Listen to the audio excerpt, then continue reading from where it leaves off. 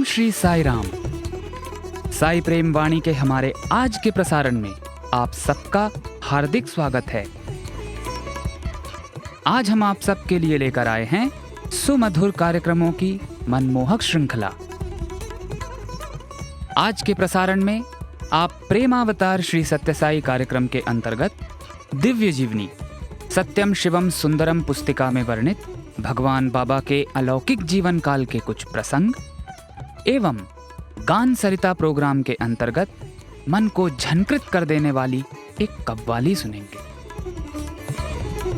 हम साई का प्यार जीवन आधार कार्यक्रम के अंतर्गत एक मनोरम भेंट वार्ता के साथ ही साथ अवतार वाणी के अंतर्गत श्री भगवान द्वारा दिए गए एक दिव्य संदेश का एक भाग भी सुनेंगे। तो चलिए कार्यक्रम का शुभारंभ करते हैं।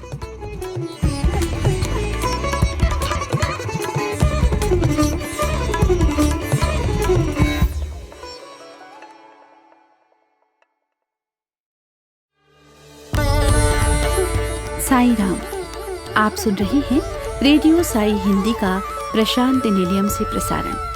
अब प्रस्तुत है भगवान श्री सत्य साई बाबा के जीवन पर आधारित भाग प्रेमावतार श्री सत्य साई। हम सभी श्रोताओं को बताना चाहेंगे कि इस प्रसारण के विवरण सत्यम शिवम सुंदरम पुस्तक भाग 1 के हिंदी व अंग्रेजी संस्करणों को मिलाकर तैयार किए गए हैं। ये विवरण पुस्तक के अध्याय 14 हमारी सारथी से लिए गए हैं। प्रसारण को सरल, सहज व बोधगम्य बनाने के लिए तथा आवश्यक समरसता व निर्बाध प्रवाह के लिए उद्धरणों को संपादित भी किया गया है। पिछले प्रसारणों से हम सुन रहे हैं भगवान बाबा द्वारा दिए गए दिव्य मार्गदर्शन को, जिनका विवरण हमारे सारथी नामक अध्याय में सत्यम शिवम सुंदरम पुस्तक में दिया गया है।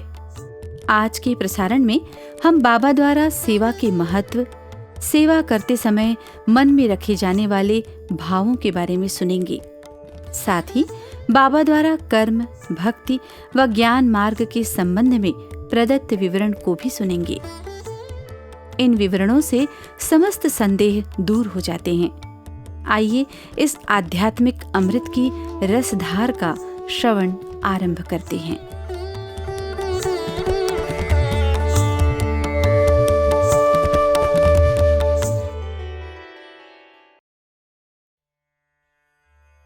सेवा के महत्व को समझाते हुए बाबा प्रायः लिखते, जब माधव ही मानव सेवा के लिए आया है, तब मानव भी मानव सेवा में लग जाए तो तुम कितने अधिक अनुग्रहित हो जाओगे, सोचो। फल की ओर ध्यान मत रखो। सेवा तुम्हारा कर्तव्य है। सेवा तो करने योग्य ही है, किंतु वो माधव सेवा का एक अंग बनकर रहना चाहिए। उस सेवा में भी उतनी ही भक्ति रहनी चाहिए कि जिससे सब प्राणियों की अंतरात्मा की सेवा भगवान की ही सेवा हो जाए। मानव सेवा भगवत आराधना में परिवर्तित हो जानी चाहिए। भगवत ध्यान के लिए सहायक होना चाहिए। भगवान के द्वारा तुम्हें प्रदान की गई शक्ति और सामर्थ्य से भगवान की पूजा करना ही सेवा कहलाता है। इसी कारण जगत में तुम्हारा किया हुआ प्रत्येक कार्य भी भगवत सेवा है। कपट रहित जीवन ही और संपूर्ण भक्ति युक्त सत्य मार्ग में अपने भीतर विराजित परमात्मा का ध्यान रखते हुए अन्यों की हिंसा न कर बिना छल कपट के ईश्वर के दिए हुए समय का विनियोग करना ही पूजा है। वही सच्ची सेवा है। उन दिनों दशहरे के पर्व के दौरान एक दिन विशेष तौर पर सेवा के लिए समर्पित किया जाता। बाबा इस प्रकार मानव सेवा का प्रायोगिक अभ्यास करवाते और सेवा करते समय किस प्रकार के भाव रखना चाहिए ये भी स्पष्ट करते। बाबा ने लिखा है कि परोपकार अंततः स्वयं पर ही उपकार है और परहिंसा भी अंततः स्वयं पर ही हिंसा है। बाबा इस बात के लिए बेहद प्रतिबद्ध रहते और लगातार ये स्पष्ट करते रहते कि सेवा करते समय प्रत्येक व्यक्ति में जिसकी सेवा की जा रही है भगवान के दर्शन करना ही चाहिए। वे कहते कि जिसकी सेवा की जा रही है उस मानव में माधव की अनुभूति से ही मानव सेवा को माधव सेवा में बदला जा सकता है। विचार व विवेक, इनके विषय में भी बाबा बारंबार कहा करते। अंधश्रद्धा उन्हें नहीं भाती। वे कहते, नीचे उतरकर गहराई में देखो, खाकर स्वाद देखो। बाबा कहते कि तुम्हारे मन में उठने वाले संदेहों के विषय में मुझसे पूछो और उत्तर पाकर समाधान प्राप्त करो। तुम्हें उत्तर देने के लिए मैं सदैव तत्पर हूं। समझ लेने के उत्साह से प्रश्न पूछने वाले भक्तों को देखकर मुझे संतोष होता है। बाबा कहते हैं, विचार करने की रीति के बारे में कभी कभी विचार करना पड़ता है। एक बार बाबा बोले, सच यह है कि तुम्हारी बुद्धि तुम्हें जो प्रिय हो वही देखना चाहती है, इसलिए किसी भी प्रकार से विचार करने पर भी बुद्धि तुम्हें वहीं खींच ले जाती है। तब तुम्हें पुनः सोचना होगा कि मेरे विचार करने की रीति गलत होगी और फिर गहराई से विचार करना चाहिए। गीता का संपूर्ण ज्ञान देने के पश्चात श्री कृष्ण भगवान ने अर्जुन से कहा कि मेरी कही हुई बातों को भली भांति सोच विचार और चिंतन कर अपनी इच्छानुसार तुम निर्णय करो। इसी प्रकार बाबा भी कहते हैं कि अन्यों की बातों से मुग्ध मत हो। मेरी बात को भी एक ओर रखकर अपने अनुभव तथा विचार शक्ति के आधार से ही चिंतन कर अपने लिए योग्य दिखने वाले मार्ग का अनुसरण करो। बाबा ने कहा कि आत्म साक्षात्कार के द्वार पर द्वारपाल हैं। संतोष, शांति और विचार ही उन द्वारपालों के नाम हैं। उनमें से किसी एक को भी यदि वश में कर लिया तो समझो तुम्हारा काम हो गया। शेष दोनों का उतना ही निकट का संबंध है।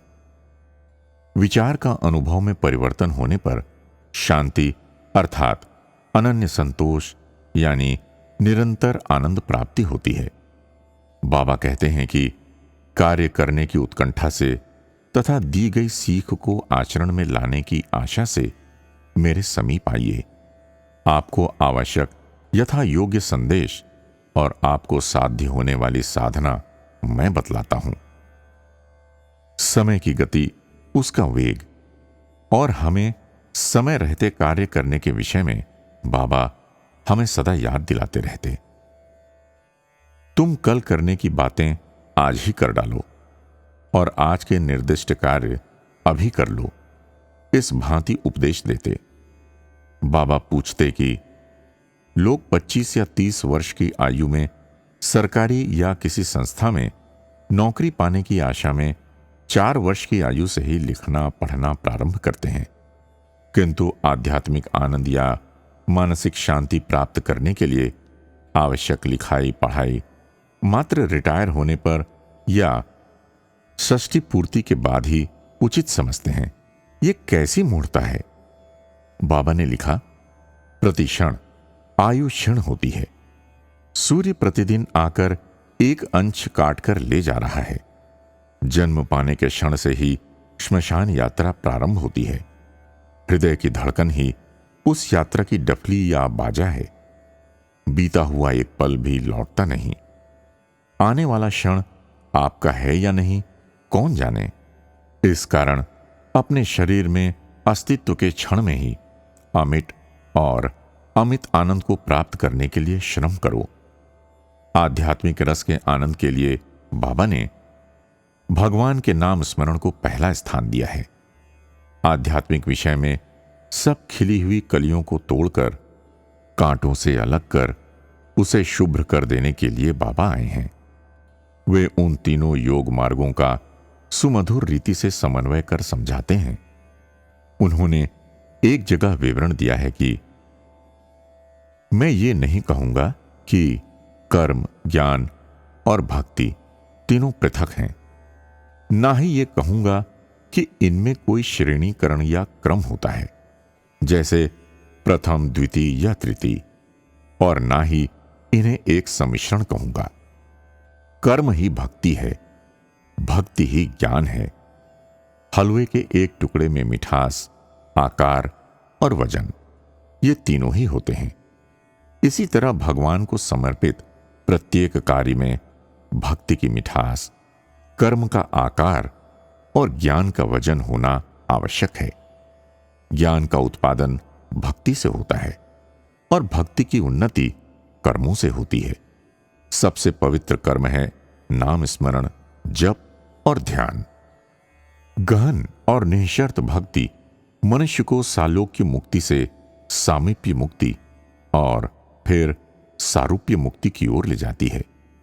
ये भक्ति शास्त्र का अंतिम फल है, लेकिन अद्वैत सिद्धांत इसे सर्वोच्च स्थिति नहीं मानता, क्योंकि किसी को केवल भगवान के समान रूप प्राप्त हो जाने से वो भगवान के समान सृष्टि, स्थिति और लय की शक्ति प्राप्त नहीं कर लेता। बाबा ने स्पष्ट किया है कि अद्वैत सिद्धांत ये मानता है कि केवल सारूप्य होने से ही, अर्थात भगवान के समान रूप प्राप्त होने से ही उच्चतम अवस्था की प्राप्ति नहीं होती।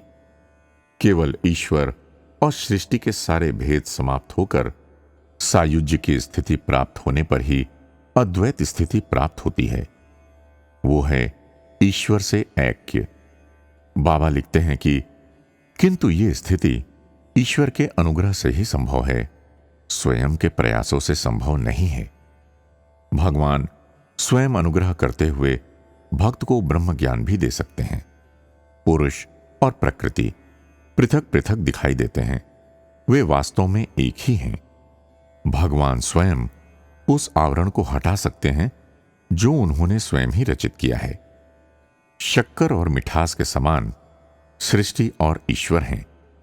सूर्य और उसका तेज दोनों अलग अलग नहीं हैं, अतः प्रकृति व ईश्वर को अलग नहीं किया जा सकता और साधना से ईश्वर का अनुभव भी किया जा सकता है। भगवत संकल्प से जगत निर्मित हुआ। यह संपूर्ण रचना पूर्ण है। जिसने रचना की वो भी पूर्ण है और कुछ भी घटाने पर पूर्ण ही शेष रहेगा। कितना सरल सत्य बताया बाबा ने। उलझे हुए अनेक तत्वों को अपनी मीठी और रसयुक्त वाणी से सुलझाकर समझाने में बाबा की अद्वितीय शक्ति अपार है। किसी भी एक छोटी उपमा द्वारा, एक स्पष्ट उदाहरण से क्लिष्ट समस्याओं का आंतरिक रहस्य बिजली के समान तत्काल ही हमारे मन में प्रकाशित हो जाए, वे ऐसे समझा देते हैं। अन्य लोगों के घंटों तक प्रवचन करने पर भी अस्पष्ट संदेह बाबा की एक दो बातों से ही सुस्पष्ट हो जाते हैं। मानो हजारों वर्षों का अंधकार एक छोटे से दीप से ही नष्ट हो गया हो। हम जैसे भी हों, हमें वे अपना लेते हैं। हम लोगों को उत्तम साधक बनाने के लिए ही उनका अवतार है। बाबा कहते हैं कि परिशुद्ध हृदय और निष्कपट मन के लोगों से ही जगत का उद्धार और धर्म साध्य है। उस प्रकार की दिव्य सेना उनके नेतृत्व में शिक्षा पा रही है। उसमें हम लोगों को सम्मिलित होने की करुणा बाबा ने प्रदान की है। अब अनुशासित आत्मा होने का दर्जा प्राप्त करना हमारा कर्तव्य है। जय साईं राम। अभी आप सुन रहे थे हमारा लोकप्रिय कार्यक्रम प्रेमावतार श्री सत्य साईं। आज के प्रसारण में हमने जाना कि बाबा ने कितने सरल व सहज उदाहरण देकर गूढ़ आध्यात्मिक रहस्यों को सुलझा दिया। उनकी लेखनी और उनके प्रवचनों से समस्त संदेह मिटकर मन में प्रकाश का दीप प्रज्वलित हो जाता है। अपने लेखों व संभाषणों के माध्यम से उन्होंने न केवल सही आध्यात्मिक मार्ग दिखाया है, बल्कि अनेकों वर्षों से चले आ रहे मतभेदों का भी अंत कर दिया। दैनिक जीवन से जुड़े उनके सरल उदाहरण किसी मीठी दवा के समान भक्तों के हृदय में उतरकर भव रोग और संशयों का उपचार कर देते। सरल उदाहरण, सहज कहानियां, दैनिक जीवन के उल्लेख और सुंदर काव्यात्मक शैली में कही गई उनकी बातें श्रोताओं और पाठकों के हृदय में शीतल झरनों सा प्रवाह करती और अनसुलझे गूढ़ आध्यात्मिक रहस्य बड़ी सहजता से स्पष्ट हो जाते। आज समय है उनकी वाणी का अनुसरण करने का, उसे आचरण में लेने का। आइए संकल्प लेकर इस यात्रा को आरंभ करते हैं।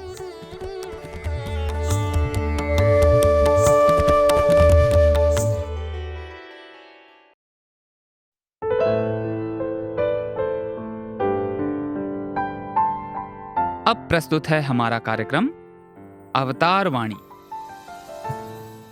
भगवान बाबा द्वारा 12 अगस्त सन 1984 को श्रीमद् भगवद गीता पर दिए गए दिव्य संभाषण का एक भाग आज हम प्रस्तुत करने जा रहे हैं।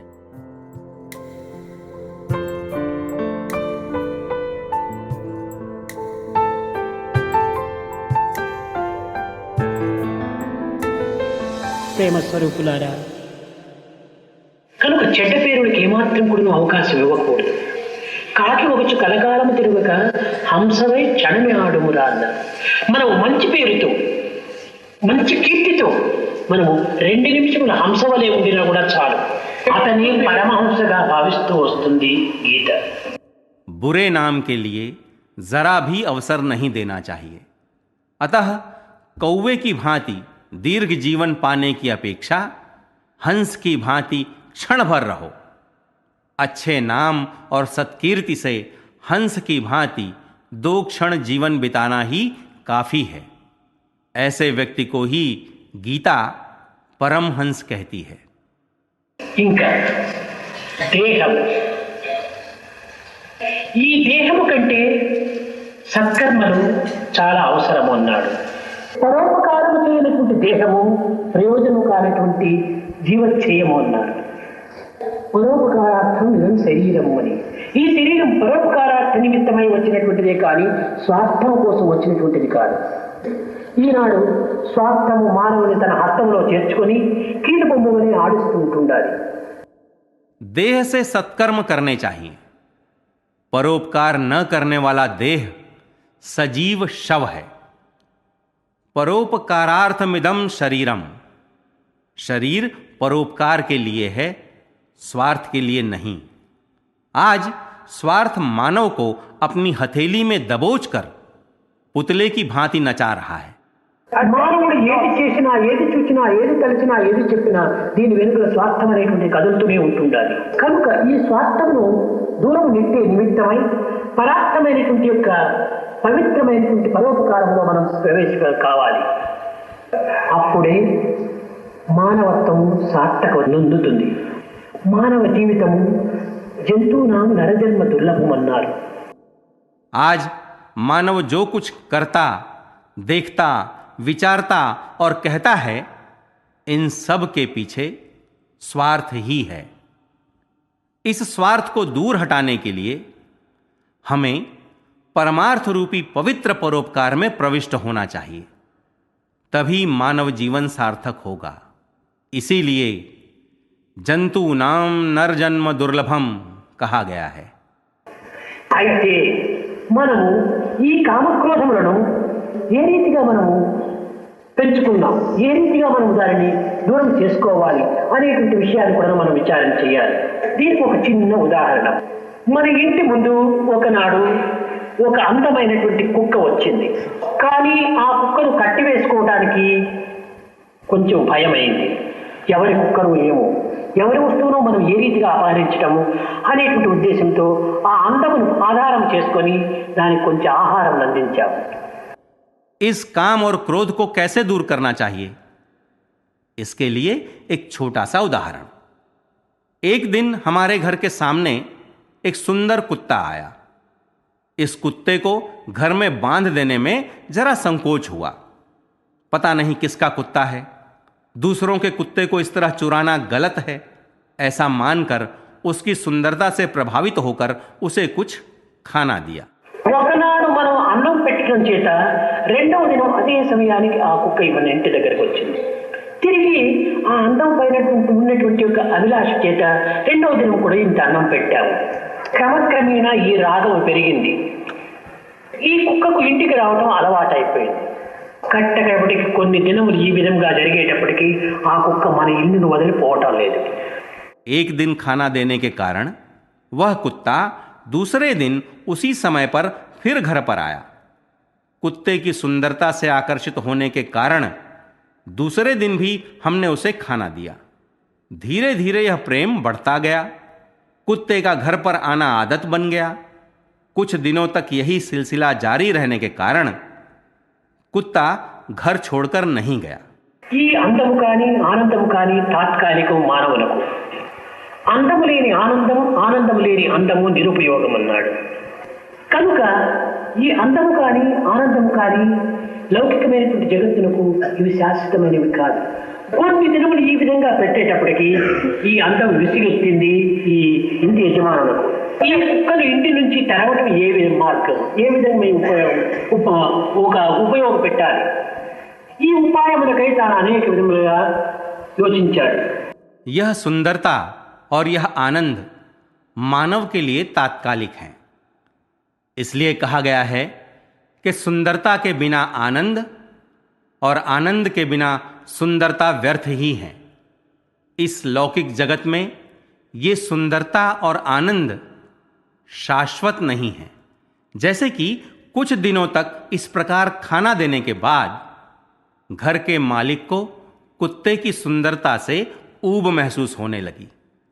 वह विचारने लगा कि कुत्ते को घर से कैसे भगाया जाए. ఇది లోపల రావడానికి ఏమి కారణం? ఏది కారణం? తన యొక్క అభ్యాసమే కారణం. కనుక దీనిని బయట పంపుటప్పుడు ఒక విధమైన అభ్యాసాన్ని కొంచెం కనిపెట్టాలి. కొన్ని దినములు తాను అన్నం పెట్టకుండా, తనని గమనించుకోకుండా తన యొక్క దృష్టిని వేరు మరల్చుకున్నప్పుడు క్రమక్రమేణా ఇది ఆ ఇల్లును వదిలి వెళ్ళిపోతుంది. ఏ విధమైన అభ్యాసంతో మనం ప్రవేశం చేసుకున్నామో అదే విధమైన అభ్యాసంతోనే దీన్ని విసర్జన కూడా చేయడానికి అవకాశం ఉంటుంది. कुत्ते के घर में आने का कारण क्या है? अपना अभ्यास ही है. अतः इसे भगाने के लिए भी किसी अभ्यास का पता लगाना चाहिए. कुछ दिनों तक इसे खाना न देने और अपनी दृष्टि को वहां से हटाने पर कुत्ता अपने आप चला जाएगा. जिस अभ्यास से इसे आने दिया गया है उसी अभ्यास से इसे त्यागने का अवसर भी है. కనుకొని భగవద్గీత శ్రేయో హి జ్ఞానం అభ్యాసాత్ నానాధ్యానం విశిష్యతి జానాత్ కర్మఫల త్యాగ త్యాగశాంతి అనంతరం. మనకు శాంతి కలగాలంటే ఈ అభ్యాసం నుంచి మనము జ్ఞానమునకు, జ్ఞానం నుంచి ధ్యానమునకు, ధ్యానం వరకు వచ్చినటువంటి దాన్ని త్యాగం చేసినప్పుడే ఈ త్యాగేనేకే అమృతత్వ మానసో. ఈ త్యాగం నుండి ఒక విధమైన క్షేమం ఉన్నదనేటువంటి సత్యాన్ని నిరూపిస్తూ వచ్చింది గీత. इसीलिए गीता में कहा गया है श्रेयो हि ज्ञानमभ्यासात् ज्ञानात् ध्यानं विशिष्यते ध्यानात् कर्म फलत्यागास्त्यागात् शांतिरनंतरम. यदि हम शांति पाना चाहते हैं तो ज्ञान से ध्यान, ध्यान से त्याग में पहुंचने पर ही अमृतत्व की प्राप्ति होगी. गीता का कथन है कि इस त्याग में ही क्षेम निहित है. అనేక జన్మల నుండి మనం ఈ కామక్రోధములను, వీటి యొక్క అందచందములను, వీటి యొక్క ఆనందములకు మురిసిపోయి దానికి మనం అనేక విధములుగా అవకాశాలను అందించాము. ఈ హృదయ కుహం లోపల చాలా లోతుగా ఈ యొక్క జన్మముల నుంచి కూడాను మనలో పాతుకొని పోయినటువంటివి ఈ కామక్రోధములు. ఇవి మాటలతో పోయేటువంటివి కాదు. వేర్లు పెరిగినప్పటికీ ఏదో కొంతైనా కూడా తిరిగి చిగురు వేయడానికి ప్రయత్నిస్తుంది. కనుక ఏ విధమైనటువంటి యొక్క ప్రీతితో, అభిలాషతో దానిని ఇష్టపడి మనలో ప్రవేశపెట్టుకున్నామో అదే విధమైనటువంటి దీంతో దాన్ని విరక్తితో, వైరాగ్యంతో దానిని వెనుకకు నెట్టడానికి కొన్ని అభ్యాసములు కూడా చేయాలి. अनेक जन्मों से इन काम और क्रोध की सुंदरता के वशीभूत होकर हमने इन्हें आश्रय दिया. यह अभ्यास हृदय की गुफा में बड़ी गहराई में जड़ें जमा चुका है. अनेक जन्मों से जड़ जमा चुके ये काम और क्रोध बातों से जाने वाले नहीं हैं. जड़ों को उखाड़ देने पर भी फिर से पनपने के प्रयत्न करते ही रहते हैं.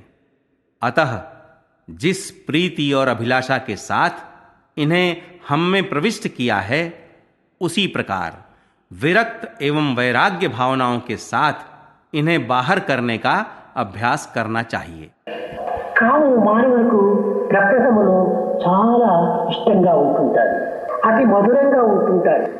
కానీ ఇది క్రమక్రమేణా ఒక వెగుతును తెప్పిస్తుంది.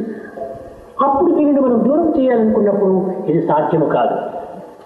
మనము ప్రారంభం నుంచి దీనికి తగినటువంటి యొక్క అధిక స్థానం ఇవ్వకుండా కొన్ని విధమైనటువంటి యొక్క వైరాగ్యంతో దీన్ని కొంతవరకును దూరం చేయడానికి ప్రయత్నించాలి. आरंभ में काम मानव को अत्यंत प्रिय होता है, अत्यंत मधुर भी प्रतीत होता है, परंतु यह धीरे धीरे एक ऊब महसूस कराता है। तब इसे दूर करना संभव नहीं है। आरंभ में ही इसे अधिक महत्व न देकर वैराग्य के सहारे इसे दूर करने के उपक्रम करने चाहिए। ఈ కామక్రోధములు రెండులో చేరి ఒక్కొక్క సమయంలో మానవుని ఎదిరిస్తుంటాయి. కనుకని ఈ కోపమును కామమును మొట్టమొదట మానవుడు అదుపులో ఉంచుకోవాలి. ఆ నిగ్రహ శక్తియే మన దగ్గర లేకుండినప్పుడు అనుగ్రహానికి మనం పాత్రలు కాలేము. కాడి కిందికి రాని ఎద్దు, కళ్ళము లేని గుర్రము, బ్రేకులు లేని కారు, ఇంద్రియ నిగ్రహం లేనిటువంటి జీవితము చాలా ప్రమాదము ఉన్నాయి. कभी कभार ये काम और क्रोध मिलकर मानव का विरोध करते हैं। अतः सबसे पहले मानव को इन काम और क्रोध को वश में रखना चाहिए। वैसी नियंत्रण शक्ति यदि हमारे पास नहीं है तो हम अनुग्रह के पात्र नहीं हो सकते हैं। जुए के नीचे न आने वाला बैल, लगाम रहित घोड़ा, बिना ब्रेक वाली गाड़ी और इंद्रिय नियंत्रण रहित जीवन बड़े खतरनाक होते हैं। కనుకనే ఇంద్రియ నిగ్రహము చాలా అవసరం. దీనిని పతంజలి యోగ చిత్తవృత్తి నిరోధక అన్నారు. మనం చిత్తవృత్తులను విచ్చలవిడిగా మనం మొదలుపెట్టగా సాధ్యమైనంత వరకును మనకి ఎంత అవసరమో అంతవరకు దాన్ని వినియోగించుకోవాలి. మితిమీరినటువంటి యొక్క హాయి కూడాను మతి చెలుపుతుంది. దేనికైనా ఒక విధమైనటువంటి హద్దు ఉంటుండాలి. अतः इंद्रिय नियंत्रण अत्यंत आवश्यक है। इसी को पतंजलि ने योगः चित्तवृत्ति निरोधकः कहा।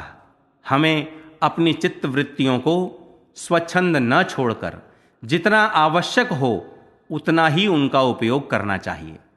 अपरिमित सुख मति को भ्रष्ट कर देता है। अतः हर विषय के लिए सीमा होनी चाहिए। కారణం ఏమనగా ఒక చిన్న ఉదాహరణ, మనలో టెంపరేచర్ వేడి ఉంటుండాలి 98.6 అని ఉంటుంది. ఈ 99 అనేటువంటిది వచ్చిన జ్వరం, రోగం ప్రారంభమైంది. కాబట్టి దానికి ఉండవలసినంత ఉండినప్పుడే ఇది ఆరోగ్యం. దీనికి మితిమీరిపోతే ఇది రోగం. మన బ్లడ్ ప్రెషర్ 120/80 అని ఉంటుండాలి. ఇది పర్ఫెక్ట్ నార్మల్. 90/150 అంటే ఇది బ్లడ్ ప్రెషర్ ప్రారంభమైంది, రోగంగా రూపొందింది. మన యొక్క గుండె యొక్క అనగా హార్ట్ బీట్ మన 72-75 వరకు ఉండాలి. కానీ ఇది అంతకంటే అధికమైపోతే ఇది ఏదో ఒక లోపల ప్రమాదమైనటువంటి జబ్బు ప్రవేశించింది. एक छोटा सा उदाहरण, हम में तापमान 98.6 डिग्री फ़ारेनहाइट होना चाहिए। यदि यह 99 डिग्री फ़ारेनहाइट हुआ तो बुखार है। अतः तापमान जितना होना चाहिए उतना होने पर ही हम स्वस्थ हैं। जब यह सीमा पार करता है तब यह बीमारी हो जाती है। हमारा रक्तचाप 120/80 है। यह बिल्कुल सामान्य है, परंतु जब यह 150/90 होता है तो इसका मतलब रक्तचाप आरंभ हो गया, यह एक रोग हो गया। हमारे दिल की धड़कन 72-75 होनी चाहिए, परंतु जब यह इससे अधिक होती है तो अंदर कोई बीमारी है। మన కన్నులు కూడాను ఎంత వెలుతురునో అంత వెలుతురునే చూడగలదు, కానీ అమితమైనటువంటి వెలుతురు చూసేటప్పటికి లోపల ఆ యొక్క రీటినా కాలిపోతుంది. మన ఇయర్ డ్రమ్స్ కూడాను అంతే, ఎంత శబ్దమునో అంత శబ్దం ఉంటుంది. అధిక శబ్దం వినేటప్పటికీ ఒక విధమైన ప్లేన్లో పోయేవారికి తెలుసు, దానికోసమే ప్రతి పెట్టుకుంటారు కూడా ఈ శబ్దంను కొంతవరకు కంట్రోల్ చేయటానికి. हमारी आंखें भी जितना प्रकाश देख पाती हैं उतने से अधिक प्रकाश को देखने पर रेटिना जल जाता है। इसी प्रकार ईयर ड्रम्स भी जितनी सीमा है उतनी ही आवाज सुन सकते हैं। हवाई जहाज में जाने वाले जानते हैं, इस आवाज को जरा नियंत्रित करने के लिए कानों में रुई रखते हैं। కనుక మన లైఫ్ అంతా ఏ విధంగా ఉందంటే లిమిటెడ్ కంపెనీగా ఉంటుండాలి. ఇలాంటి లిమిటెడ్ కంపెనీగా ఉండేటువంటి ఒక ఈ జీవితాన్ని మనము ఏదో మితిమీరిపోయినటువంటి ఒక వ్యాపారంగా మనం ప్రయత్నం చేయాలంటే ఇది ఎక్కడో ప్రమాదం జరుగుతుంది. కనుక దేనికైనప్పుడు ఒక హద్దును మనం నియమించుకొని మనం జీవితాన్ని గడుపుకోవడానికి ప్రయత్నించాలి. దీనిని క్రమశిక్షణను డిసిప్లిన్ అని కూడా చెప్తూ వచ్చారు. ఈ డిసిప్లిన్ అనేటువంటిది మానవుడు ఎంతైనా కూడా అభివృద్ధి గావించడానికి అవకాశం ఉంది. డిసిప్లిన్ లేనప్పుడు వీడు కేవలము కొంత మృగంగా మారిపోవడానికి కూడా అవకాశంగా ఉంది. ఈ డిసిప్లిన్ కూడా ఒక విధమైనటువంటి యొక్క అదుపులో పెట్టుకునే దీన్ని అనుభవిస్తూ రావాలి. నియమానికి కూడా ఒక నియమం ఉండాలి. अतः इस प्रकार हमारा जीवन एक लिमिटेड कंपनी है। इस लिमिटेड कंपनी के जीवन को अपरिमित व्यापार में बदलने की कोशिश करने पर कहीं खतरा हो सकता है। अतः हर विषय में सीमा निर्धारित कर जीवन यापन करने का प्रयत्न करना चाहिए। इसी को अनुशासन कहा गया है। यह डिसिप्लिन जीवन में उन्नति पाने में उपयोगी है। डिसिप्लिन के न होने पर जानवर बन जाने की संभावना है। కనుక యువకులైనటువంటి మీరు జీవితంలో మొట్టమొదట గీతా వాక్యమునందు అన్నింటికంటే కూడాను ఈ కామక్రోధము అనేటువంటి యొక్క పరమ శత్రువులను మొట్టమొదట మనము ధిక్కరించి వారిని వశం చేసుకోవడానికి తగిన కృషి చేయాలి. ఈ శత్రువులు బయట వైపున కనిపించేటువంటి వారు కాదు. మనకు లోని శత్రువులకు లొంగిపోయిన వాడు బయట రిపులనెట్ల పట్టగలడు. తన లోపల శక్తులకే, లోపల యొక్క విరోధులకే, శత్రువులకే తాను లొంగిపోయినప్పుడు బయట వారిని ఏ రీతిగా పట్టేటువంటి అధికారం ఉంది. अतः गीता वाक्य के आधार पर तुम युवाओं को इन काम और क्रोध पर नियंत्रण रखने के प्रयत्न करने चाहिए। ये बाहर दिखाई पड़ने वाले शत्रु नहीं हैं। अंदर के शत्रुओं के वशीभूत होने वाला बाहर के शत्रुओं पर कैसे विजय पा सकता है? भीतर की शक्तियों, भीतर के शत्रुओं के वशीभूत हो जाने वाला बाहर के शत्रुओं पर विजय पाने का अधिकार भला कैसे पा सकता है? अभी आप सुन रहे थे अवतार वाणी। आज आपने भगवान बाबा द्वारा सन 1984 में श्रीमद् भगवत गीता पर दिए गए दिव्य संभाषण का एक भाग सुना।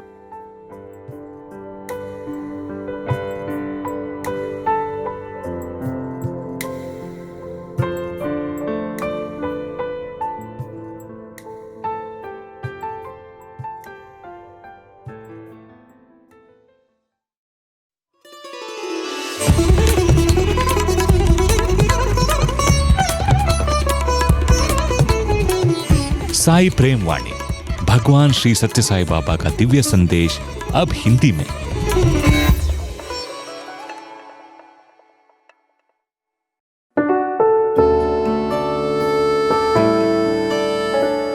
साई राम। अभी आप सुन रहे हैं प्रशांत निलयम से रेडियो साई हिंदी का प्रसारण। हमारे हिंदी प्रसारण का एक बड़ा ही मनमोहक भाग है गान सरिता। गान सरिता में हम भक्ति गीतों की श्रृंखला प्रस्तुत करते हैं। इसी कड़ी में आज प्रस्तुत है एक भाव से भरी हुई सूफियाना रंग की कव्वाली, जिसके बोल हैं साईं के दरबार में। इस कव्वाली में हमारे प्रिय स्वामी के दरबार में बिना किसी भेदभाव के सभी धर्मों और संप्रदायों के भक्तों पर भगवान की कृपा की वर्षा की महिमा का वर्णन किया गया है। तो आइए बिना देर किए हुए आनंद लेते हैं इस सुमधुर कव्वाली का।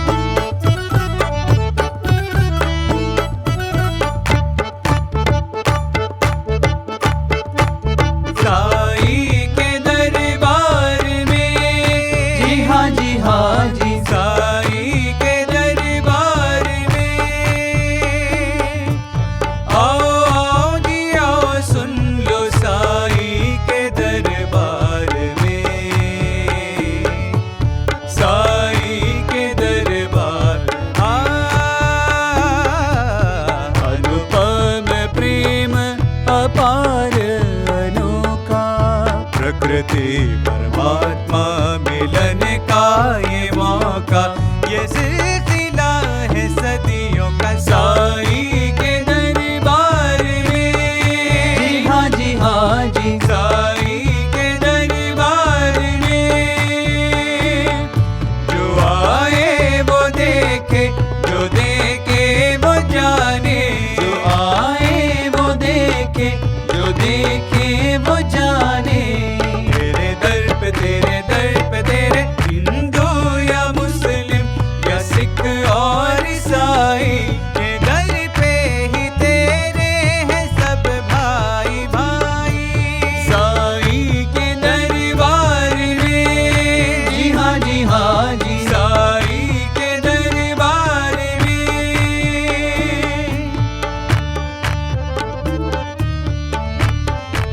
अवल अल्लाह नूर पाया,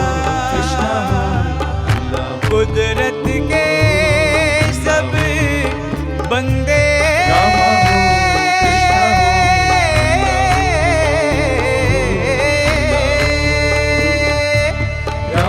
एक नूर थे, सब जग उपजिया।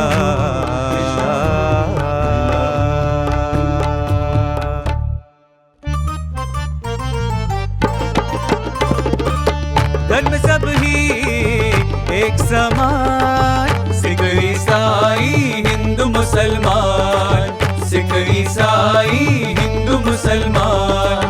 धर्म सब ही एक समान, धर्म सब ही एक समान, सिख ईसाई हिंदू मुसलमान, सिख ईसाई हिंदू मुसलमान।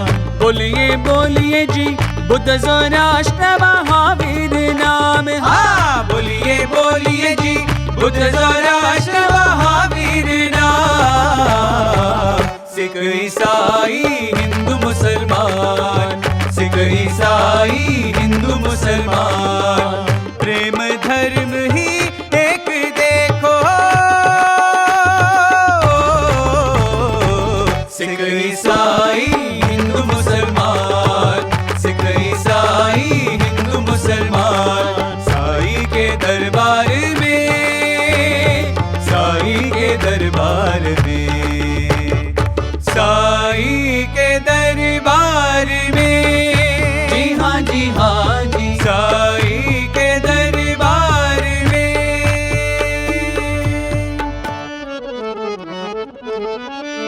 ओ है एक ही जाति हमारी, ओ बोलिए कौन सी जाति है वो? मानवता की जाति हमारी। समता, समग्रता, समैक्यता, सौभ्रातृत्व,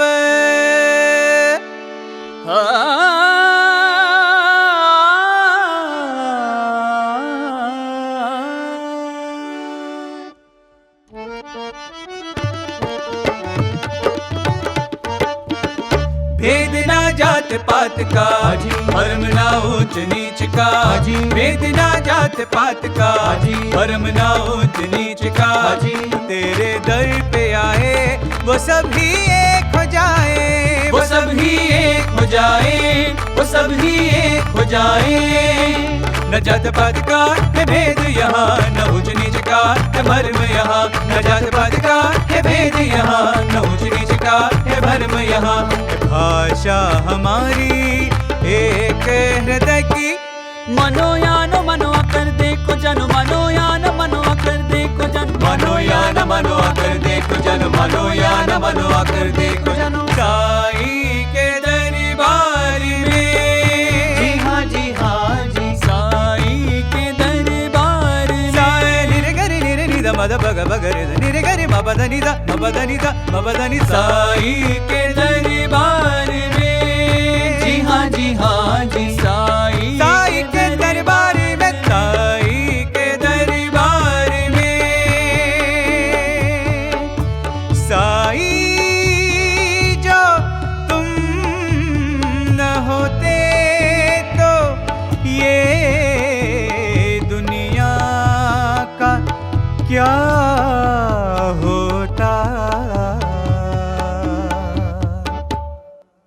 परंपरा पुरानी बदल गई है आज। काली घटा छाई है कलयुग की आज। काली घटा छाई है कलयुग की आज। काली घटा छाई है कलयुग की आज। काली घटा छाई है कलयुग की आज। मगर इस घन घोर अंधेरे में ये रोशनी किधर से उठी है। मानो यानो मानो आकर देखो जानो, मानो यानो मानो आकर देखो जानो, साई के दरबार में आओ जी आओ सुन लो, साई के दरबार में आओ जी आओ सुन लो, साई के दरबार में आओ जी आओ सुन लो, साई के दरबार में आओ जी आओ सुन लो। समस्ता लोका सुखिनो भवन्तु। ओ हो हो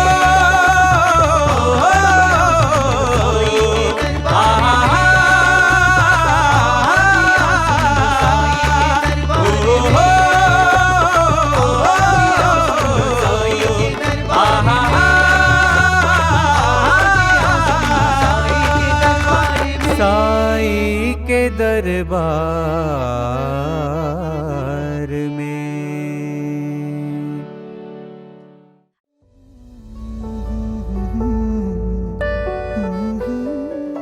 अभी हमने एक सुमधुर सूफियाना रंग की कव्वाली का आनंद लिया। स्वामी को गायन की ये विधा बेहद पसंद है। इस कव्वाली को साईं कुलवंत हॉल में भी प्रस्तुत किया जा चुका है। भगवान बाबा की शिक्षाओं और उनके दरबार की महिमा का वर्णन करने वाली इस संगीत रचना में आलाप ने भी आनंद दिया और सुमधुर गायन के साथ साथ भक्ति के भाव का भी अनुभव हुआ। अगली कड़ी में आपसे फिर मुलाकात होगी। तब तक के लिए जय साईं राम।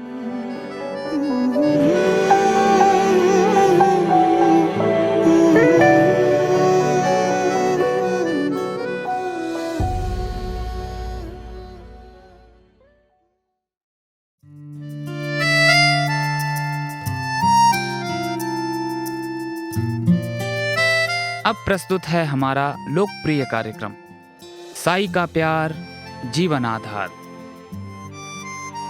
आज इसके अंतर्गत हम मध्य प्रदेश राज्य संगठन से प्रशांति सेवा प्रभारी इंदौर निवासी श्रीमान राजेंद्र प्रसाद चौरे जी के साथ हुई हमारी भेंट वार्ता का तीसरा भाग प्रस्तुत करने जा रहे हैं।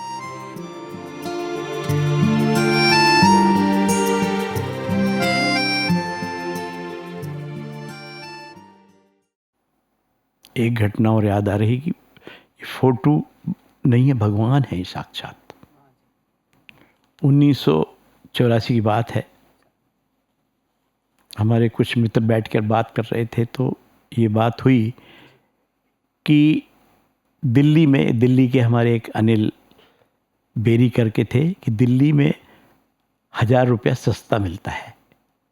फ्रिज कैलविनेटर उस समय चलता था, फ्रिज मिलता है। हम मित्रों ने कहा कभी जाओ तो भाई बताना आप हमको। अचानक हम लोग जहाँ रहते थे शासकीय आवास में, तो पहाड़ के पीछे बहुत सुंदर जगह थी, तो सारी महिलाएं उस आवास की नीचे आ जाती थी मैदान में। अच्छा। और 6 बजे जब हम लोग लौटते थे ऑफिस से तो हमारे साथ ऊपर चली जाती थी। हमारा आवास ऐसी जगह था कि जो प्रवेश है कॉलोनी में, वो प्रवेश का पूरा रास्ता हमारे घर से दिखता था। कोई भी आए जाए पूरा दिखता था। एक ठेले में एक फ्रिज आ रहा है, तो श्रीमती तिवारी थी, बोली सुनंदा ये फ्रिज आपके यहाँ आ रहा है। उसने कहा नहीं मेरे यहाँ नहीं आ रहा। बोले क्यों? बोले मुझे मेरे पति ने नहीं बताया। बोले देखो हमारे यहाँ आ गया महीने भर पहले, उस सेक्रेटरी जी के 15 दिन पहले आ गया, गुप्ता जी के सवाल नहीं तो तुम्हारे ही यहाँ आ रहा है। इतने में फ्रिज आ रहा है, राजेंद्र प्रसाद चौरे का फ्रिज। उसने चिट दी। अब श्रीमती तिवारी बोलने लगी बाबा के भजन करती हो, बाल विकास लेती हो और झूठ बोलती हो। मेरी पत्नी ने को बहुत बुरा लगा कि बाबा के बारे में ऐसा, बाबा पे आक्षेप किया। जी। तो उसने कहा फ्रिज रखवाओ, फ्रिज रखा। मैं ऑफिस से जब लौटा तो घर गया, आधे घंटे बैठा, पत्नी ना पानी लेके आई ना चाय लेके आई। रोज पानी और चाय मिलता था साथ में। जी। क्या बात है भाई, कोई आवाज़ भी नहीं आ रही। तो पत्नी से कहा भाई मुझसे क्या गलती होगी, कुछ तो बताओ। तब वो बोली आपको नहीं मालूम। मैंने कहा नहीं मालूम। आइए अंदर। बोले ये फ्रिज। मैंने कहा फ्रिज कहाँ से आ गया, आपको भी नहीं मालूम? उस समय कम्युनिकेशंस भी नहीं थे, लैंडलाइन भी फ़ोन नहीं थे। वो सीधा उन्होंने भिजवा दिया था। अब चिंता हुई, इस फ्रिज के 28 रुपये देना है। उसने जब भेज दिया है तो 28 रुपये उस ज़माने में बहुत होते थे। जी जी जी। भगवान की एक जयपुर पोज है, 4 फीट लगभग। रात को 10 बजे हम पति पत्नी उसके सामने खड़े होकर प्रार्थना कर रहे हैं, भगवान इस आर्थिक कष्ट से हमको उबारो। 28 रुपये की व्यवस्था कहाँ से होगी? कहाँ से होगी? सुबह हमारे जो सोने के कमरे से फोटो के दर्शन होते थे हमको।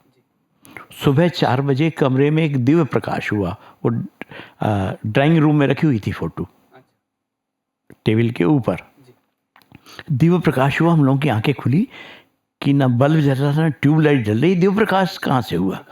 हाँ, तो पति ने कहा उठो। हम दोनों उठ के गए।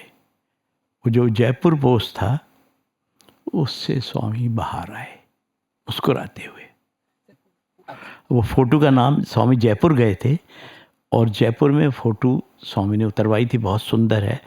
यहाँ प्रशांति निलयम में भी है, वो पीछे हाथ बांधे हुए खड़े हैं। तो उसका नाम जयपुर पोस कहा जाता है। अच्छा, उस चित्र, हाँ। भगवान के उस चित्र का नाम है जयपुर पोस। जयपुर पोस 1975 में साई दत्ता करके थे, उन्होंने हमको उनसे हमने प्राप्त किया था। तो भगवान उससे बाहर निकले? बाहर निकले फोटो से, तुरंत सीढ़ियाँ बन गई, एकदम सीढ़ियाँ बन गई। भगवान ने रोब हाथ से पकड़ा, दाहिने हाथ से, और नीचे उतर रहे हैं धीरे धीरे। नीचे कमल के फूल। और स्वामी ने ऐसा लक्ष्मी दर्शन आशीर्वाद दिया, अभयहस्त दिया, लगभग 7-8 सेकंड। अच्छा। अब हम लोग तो हतप्रभ हो गए, कुछ समझ में नहीं आ रहा क्या करें जी। सिर्फ देख रहे हैं। फिर याद आया चरण स्पर्श करें तो स्वामी तो अदृश्य हो गए थे। पर वो जो डिवाइन लाइट है, हाँ, दिव्य प्रकाश वो था। अच्छा। 1 घंटे रहा। ओहो। वो फोटो ऐसी कि हमारे एक सहायक थे कार्नेलियस, सुशील कार्नेलियस, वो गए उनके भाई के पास अमेरिका, तो वो पोलराइड कैमरा लाए थे। अब उनको शौक कि प्रत्येक को बताया जाए कि मेरे पास पोलराइड कैमरा है, तो बोले मैं फ़ोटो लेने आऊँगा। तो हमारे यहाँ फ़ोटो लेने के लिए आए। वो बाबा के फ़ोटो के बगल में मैं और पुत्र एक तरफ खड़ा हो गया और एक पुत्र और धर्मपत्नी एक तरफ खड़ी हुई। उन्होंने चित्र लिया तो हम लोगों का आ गया, बाबा का नहीं आया। ओहो। फोटो क्यों? कि वो ईश्वर में विश्वास नहीं करते थे। फिर बोला अरे कुछ गड़बड़ हो गया होगा, मैं फिर से कैमरे से फोटो लेता हूँ। फिर उन्होंने कुछ कैमरे को ठीक ठाक किया और फिर से फोटो ली। फिर से फोटो नहीं, बाबा का नहीं आया, हम लोगों का आ गया। फिर देखा, क्यों पोलराइड कैमरा तुरंत फोटो निकाल के देता था। तीसरी बार फिर उन्होंने कोशिश करी, बाबा का फोटो नहीं आया। उनके हाथ कांपने लगे, बाप रे, पसीना पसीना हो गए। वो फोटो से बाबा बाहर आए। तो इस कभी फोटो बाबा को ये मत समझना कि फोटो भगवान है, वो देख रहे हैं हमेशा। बाबा ने कहा हुआ कि मैं इस घर का सदस्य हूँ, ये घर मेरा है, आपकी हर बात को मैं सुनता हूँ, आपके हर भोजन में को ग्रहण करता हूँ और आपकी हर गतिविधि को देखता हूँ। जी। वो सर्वव्यापी है, सर्वज्ञ है, सर्वशक्तिमान है, इसकी अनुभूति हुई। तो दूसरे दिन मैं ऑफिस गया और 4000 की मेरी बीसी खुल गई और 2800 रुपये 2800 रुपये चले गए। ऐसा है वो ईश्वर। और उन्होंने हर जगह ये अनुभूति कराई, सर्वज्ञ हैं, सब जानते हैं वो, क्योंकि बहुत से ऐसे वहाँ ऑडिट केसेस आते थे जिसमें मुझे मौका मिलता था। तो उन ऑडिट केसेस के जो जवाब है वो भगवान से प्रार्थना करते थे, तो ऐसे सटीक जवाब होते थे कि जो 3-3, 4-4 साल से चल रहे थे वो बंद हो गए थे। वाह। एक और इस संबंध में बताना चाहूँगा बिल्कुल मैं, सर, प्लीज। सर्वशक्तिमान की ये हमारे स्टेट प्रेसिडेंट बने भरत जवर जी और सदैव, ये लोग, हम लोग छत्तीसगढ़ गए साथ में। तो बैतूल के डिस्ट्रिक्ट प्रेसिडेंट, उन्होंने मुझसे कहा कि आप 31 अगस्त को आप गुड़गांव आइए, बैतूल में वहाँ एक सभा है और कार्यक्रम है बाल विकास का। तो मैंने कहा मैं तो आ जाऊँगा, पर 1 अक्टूबर को मेरे पिताजी का वार्षिक श्राद्ध है जी। तो उसमें मुझे शामिल होना है, तो आप मेरा रिजर्वेशन ऐसा करा दीजिए बैतूल से कि सुबह 4 बजे 1 अक्टूबर को मैं जबलपुर पहुंच जाऊं। उनका मैं करा दूंगा। यात्रा समाप्त करके मैं बैतूल आया। गुड़गांव हम सुबह गए तो 10,000 लोग वहाँ ग्रामीण इकट्ठे थे वहाँ पर। वाह। 10,000 कैसे गिने कि जब भोजन कराया गया तो पत्तलें 10,000 लगी। अरे बाप रे। और वहाँ बाल विकास के कार्यक्रम हुए, एक सुदामा का भी रखा गया, तो ऐसा लगा कि सुदामा वास्तव में है जी। तो सारे कार्यक्रम हुए। फिर मैंने डिस्ट्रिक्ट प्रेसिडेंट महोदय से प्रार्थना कर कि भाई मुझे जबलपुर जाना है वापस। बोले बैतूल से आपका रिजर्वेशन नहीं मिला है, इटारसी से मिला है। सुबह 4 बजे आपको गाड़ी इटारसी पहुंच जाएगी, 10:10 पे इटारसी से मिलेगी। क्या अपन कितने बजे चलेंगे? बोले अपन 6 बजे चलेंगे। कब पहुंच जाएंगे? बोले 8 बजे पहुंच जाएंगे। तो समय था, तो होशंगाबाद के डिस्ट्रिक्ट प्रेसिडेंट और साथियों को सूचित किया कि अपन मिल के एक मीटिंग कर लेते हैं, कोई समय बहुत है। उन्होंने कहा ठीक है। हम लोग निकले और कम से कम 20 किलोमीटर गए होंगे और देखा जाम है पूरा, दोनों तरफ ट्रक है, कहीं कोई रास्ता ही नहीं जाने का। बाप रे। गाड़ी खड़ी है। उन्होंने पूछा निकल गए? हमने कहा हाँ। इटारसी वालों ने पूछा हम मीटिंग की तैयारी कर रहे हैं, आप पहुंच जाएंगे 8 बजे तक, भोजन करेंगे और मीटिंग करेंगे। पूरा जाम, आधे घंटे खड़े रहे, कोई रास्ता ही नहीं, कुछ भी नहीं, कहीं भी जाने। प्रार्थना शुरू करी। कहते हैं प्रार्थना आपकी शक्ति है और ईश्वर की कमजोरी है जी। प्रार्थना शुरू करी तो लगभग 1 घंटे बाद देखा एक कार जो है वो साइड से जा रही है। ओहो। साइड से जा रही, तो हम लोगों ने उसको फॉलो कर लिया। 4-5 लोग बैठे थे, उसको फॉलो करते गए, धीरे धीरे के रुकते करते हम वहाँ पहुँचे जहाँ एक पुलिया में ट्रक गिर गया था। अच्छा, जिसके कारण ये जाम था दोनों तरफ, परंतु कार निकल सकती थी। वहाँ रुके, वहाँ पर पहुँचे तो लगभग 9:30 बज रहा था। उन लोगों ने पूछा कहाँ पर हो? हमने कहा यहाँ पर है। अब वहाँ पुलिस लगी हुई थी, उससे प्रार्थना करी, उसको बताया कि ऐसे ऐसी हमारी टिकट है, हमको जाना है। बोले आपको जान देंगे तो सबको जान देना पड़ेगा, और ये तो बड़े ख़तरनाक लग रही है जी। पुलिया, ये टूट सकती है, इसमें खतरा है, हम नहीं जाने देंगे। बस प्रार्थना शुरू। उन लोगों से वहाँ कहा भैया इटारसी में भजन करो और भगवान से प्रार्थना करो, और कुछ रास्ता नहीं है। आधे घंटे बाद उसने कहा, पुलिस वाले के पास फिर गए, उसके पहले इटारसी वालों का फ़ोन आ गया कि गाड़ी 10 बजे आ गई है, 10:10 को आती, 10 बजे आ गई प्लेटफॉर्म पे, गाड़ी आ गई है आपकी, और यहाँ से जाने में आधा पौन घंटा लगेगा हमको, छूटेंगे तो। फिर वो सिपाही से फिर प्रार्थना करी जाके, उसने कहा अच्छा जाओ। 5-6 गाड़ियाँ छोड़ी। अब जैसे ही वहाँ मैं पहुँचा तो उन्होंने सामान उठाया, मेरे को पकड़ा और हम लोग दौड़े। अब वहाँ क्या हो रहा है, 10:10 पे गाड़ी आ गई है, टाइम क्या हो गया है, 10:45 हो गया है, गाड़ी 10:10 पे आ गई। इंजन चेंज हुआ जी। इंजन चेंज हुआ तो जो कपलिंग है वो इंजन की उसमें डिब्बे में लगी नहीं रही है। श्री अरुण सराठे जी जी जी जो इटारसी के हैं वहाँ खड़े हुए हैं। उसने सोचा ड्राइवर से बोल के मैं 5 मिनट 10 मिनट गाड़ी रुकवा लूँ। ड्राइवर ने बोला 2 मिनट से ज़्यादा नहीं रुक पाऊंगा, पर वो देख रहे हैं कि वो कपलिंग लगी नहीं रही उसमें। ओहो। सारे रेलवे का स्टाफ इकट्ठा हो गया। ये क्या हो गया? स्टेशन मास्टर, हाँ क्यों कपलिंग नहीं लग रही जी? कोशिश कर रहे हैं बार बार, कपलिंग नहीं लग रही है। अब 10:48-50 पे मैं डिब्बे में प्रवेश किया और 10:51 पे वही कपलिंग लग जाती है। अरे वाह, ये है सत्साई सर्वशक्तिमान। कपलिंग लग जाती वही, जी जी जी। 40 मिनट नहीं लगी जैसे ही आप पहुंचे डिब्बे फिर में। उसके बाद मुझे नहीं मालूम, अरुण सराठे ने आकर बताया। अच्छा, कि आपके प्रवेश के बाद वो कपलिंग लग कपलिंग लगी है ऐसा। तो ईश्वर से प्रार्थना करो तो ईश्वर सुनते हैं, परंतु एक ही चीज़ ये है कि कभी ये मत अहम करो मैं करने वाला हूँ। हमेशा ये याद रखो वो करने वाला है। दूसरा बाबा ने सिखाया सारे कर्म और उसके फल हमेशा भगवान को अर्पित करो। जी। कर्ता अपने को मानना नहीं है। इतना अधिक प्यार गांव में और लोगों से मिलता है, सारे भाइयों से मिलता है, वो मैं समझता हूँ स्वामी ही प्रेम, स्वामी का ही प्रेम है।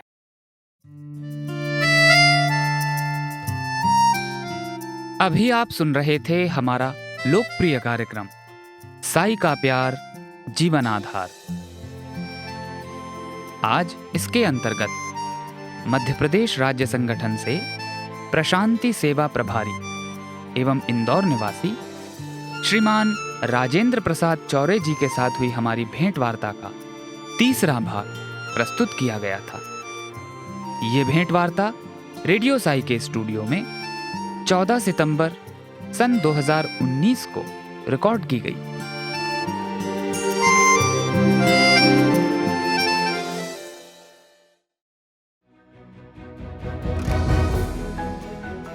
आज का हमारा साई प्रेम वाणी कार्यक्रम अब यहीं समाप्त होता है। आशा करते हैं कि आपको ये कार्यक्रम पसंद आया होगा। हमें अपने सुझाव एवं परामर्श ईमेल या व्हाट्सएप पर भेजना न भूलें। हमारा पता है listener@radiosai.org, listener@radiosai.org और हमारा व्हाट्सएप नंबर है 93 258 258 और एक बार 9393 258 258।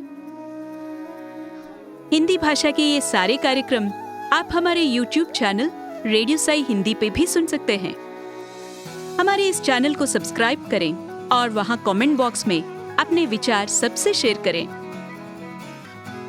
इन कार्यक्रमों को अपने मन मुताबिक सुनने और डाउनलोड करने के लिए आप हमारी वेबसाइट radiosai.org/hindi पर भी जा सकते हैं।